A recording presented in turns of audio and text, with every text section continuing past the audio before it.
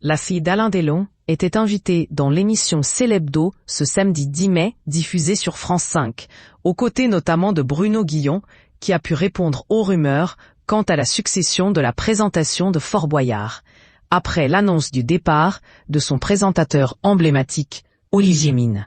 En effet, ce dernier rejoint le groupe M6 et quitte ainsi France 2. Anouchka Delon a bien évidemment reçu énormément de questions au sujet de son père, de son décès, de comment elle se sent aujourd'hui, mais aussi, évidemment, au sujet de ses frères et de la guerre que la maladie de leur père a notamment engendrée.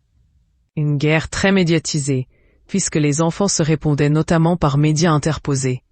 Si les tensions ne se font plus voir en public entre les trois frères et sœurs Delon, les journalistes et fans se posent encore la question de savoir si une réconciliation entre eux est encore possible.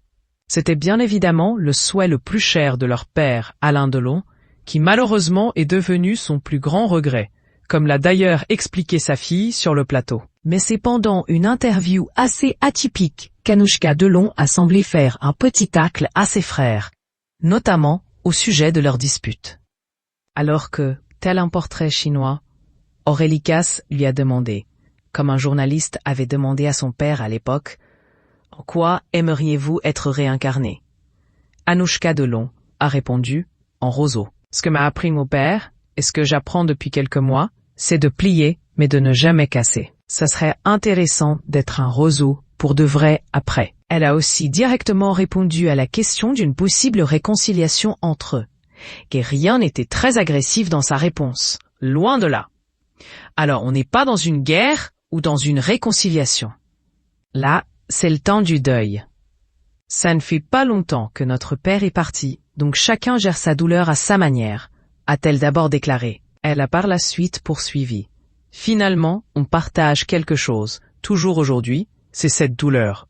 On est vraiment là-dedans. La journaliste lui a alors demandé, « Il voulait vous réunir ?»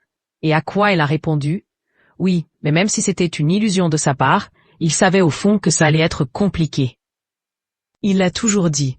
Il ne l'a jamais caché. Ça devait peut-être être son plus grand regret, qu'il n'ait pas su réunir sa famille. En même temps, je pense qu'il l'a accepté quelque part. On ne peut pas non plus tout faire. Parfois, il y a un destin et une voie à suivre.